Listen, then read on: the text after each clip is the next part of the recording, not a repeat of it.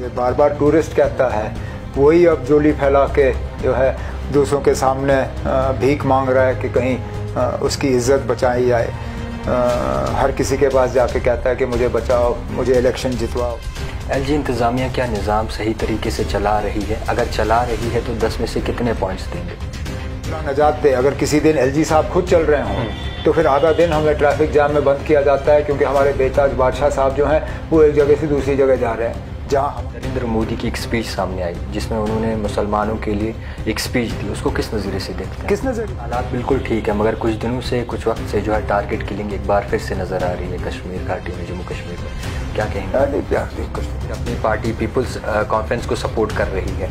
आपको नहीं लगता कि पीडीपी और एनसीपी कहीं ना कहीं एक साथ जुड़ जाते तो कहीं ना कहीं जो हम तो जुड़ने के लिए तैयार थे। हम तो सीएम का फेस एनसी से कौन हो सकता है? अस्सलाम वालेकुम नाज़रीन इकराम, आप देख रहे हो दी टाइपराइटर और मैं हूं आपका मेज़बान जावेद खान। जिस तरीके से जम्मू कश्मीर में हालात बने हैं और जिस तरीके से इस वक्त मौजूदा हालात चल रहे हैं, कई सारी पार्टियां जो है वो दावा कर रही हैं कि हम कश्मीर में हालात बेहतर कर सकते हैं। पार्लिमानी निशस्त को अगर लेकर बात करें तो कई चीज़ें जो है वो आया हो रही है। इस वक्त हमारे मेहमान हैं उमर अब्दुल्ला, जो कि नेशनल कॉन्फ्रेंस के नायब सदर हैं। उमर साहब, बहुत शुक्रिया वक्त देने के लिए।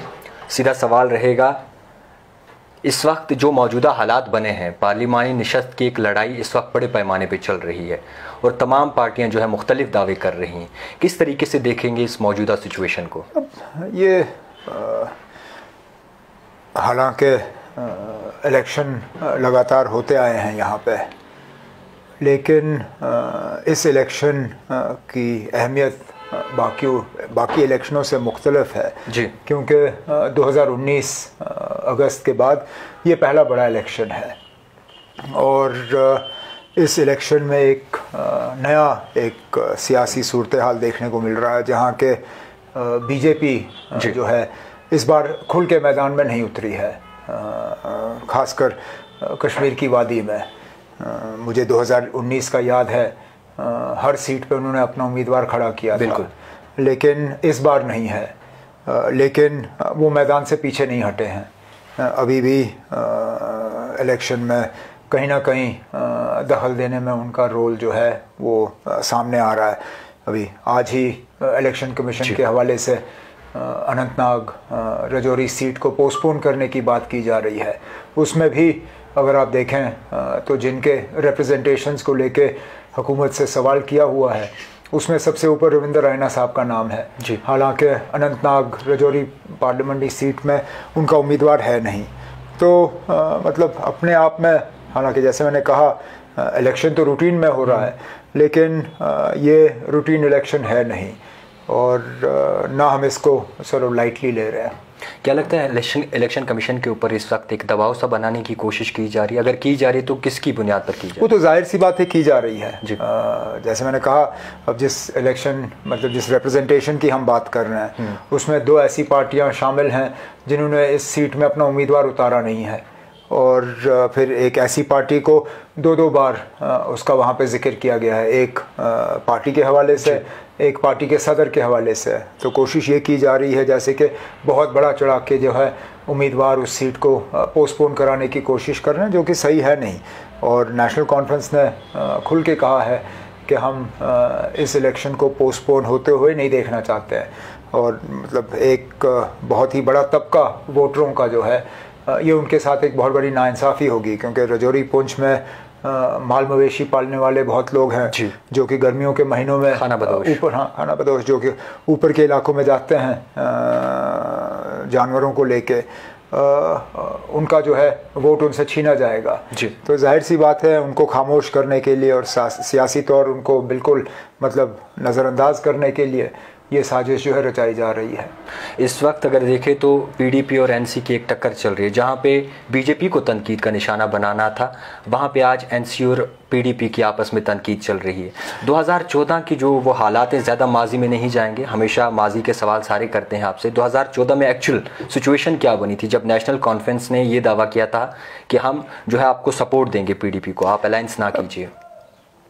उस वक्त खबरें ये आ रही थी कि मुफ्ती मोहम्मद सैयद साहब जो पीडीपी के सदर थे, नतीजों के बाद जबकि उनको अपनी मेजॉरिटी नहीं मिली और ये मतलब देखने को मिला कि कहीं ना कहीं से अलायंस की गवर्नमेंट बननी है, तो मुफ्ती साहब तो बम्बई में बैठे थे, वो यहाँ थे नहीं, लेकिन बात बाहर आई कि उन्होंने अपना एक नुमाइंदा जो है बीजेपी के साथ बातचीत करने के लिए जो है वो मुकर्रर किया है। और हम ये जानते थे कि बीजेपी का जम्मू कश्मीर में आना जम्मू कश्मीर के लिए बहुत ज़्यादा ख़तरनाक साबित होगा जी। हमने उस वक्त कोशिश की थी और पहले तो एक आप उसको एक मीडिएटर ही समझ लीजिए, एक ऐसे शख्स जो मतलब सबके साथ उनका एक रिश्ता था, उनके ज़रिए हमने मुफ्ती साहब को एक पैगाम पहुंचाया कि आप ये ना करें, अगर हुकूमत बनानी ही है तो नेशनल कॉन्फ्रेंस और कांग्रेस जो है इसमें अनकंडीशनली आपको सपोर्ट करने के लिए तैयार है, हम कुछ नहीं मांगेंगे, हम गवर्नमेंट में हिस्सा भी नहीं लेंगे और आप हुकूमत बनाइए, शौक़ से 6 साल हुकूमत करिए, बस सिर्फ बीजेपी को इस हुकूमत में ना लाएं जी। तो वहाँ से जवाब आया और मतलब खुलेआम, ये नहीं कि कोई मतलब उसी मीडिएटर के थ्रू, लेकिन खुलेआम ये कहा गया कि नेशनल कॉन्फ्रेंस का ये कोई मायने नहीं रखती क्योंकि उन्होंने रिटर्न कोई चीज़ भेजी नहीं जी। तो फिर हमने चिट्ठी के ज़रिए यही बात उनको कमिट की कि आप बीजेपी के साथ मतलब एक सियासी रिश्ता ना बनाएं, बेहतर यही होगा कि आप नेशनल कॉन्फ्रेंस और कांग्रेस के तरफ से बिना किसी शर्त जो है हम आपको सपोर्ट करने के लिए तैयार है, बनाइए हुकूमत जी। लेकिन उस वक्त हमें ताने दिए गए, हमें कहा गया था कि ये नेशनल कॉन्फ्रेंस वाले जो है ये इक़्तिदार के भूखे हैं, ये पिछली दरवाजे से आके हुकूमत में जो है शामिल होना चाहते हैं। तो हमने कहा ठीक है, फिर हम ही खामोश बैठेंगे। अगर उस वक्त हमारी बात को नज़रअंदाज नहीं किया गया होता तो शायद हम आज यहाँ पे नहीं होते जहाँ पे हम अपने आप को पाते हैं। इस वक्त बीजेपी जिस तरीके से नियम चला रही है, क्या वजूहात हो सकती है कि बीजेपी ने कोई भी अपना कैंडिडेट जो है कश्मीर से नाम जाहिर नहीं किया इस सियासत को लेकर या फिर पार्लिमानी नशस्त को लेकर? खुद तो जीत नहीं सकते थे, वो तो जाहिर सी बात है, बीजेपी वाले भी अच्छी तरह से जानते हैं कि वो ये इलेक्शन जीतते नहीं। यहाँ तक कि कम से कम श्रीनगर और बारामूला सीट में तो उनके उम्मीदवार अपनी ज़मानत भी नहीं बचा पाते।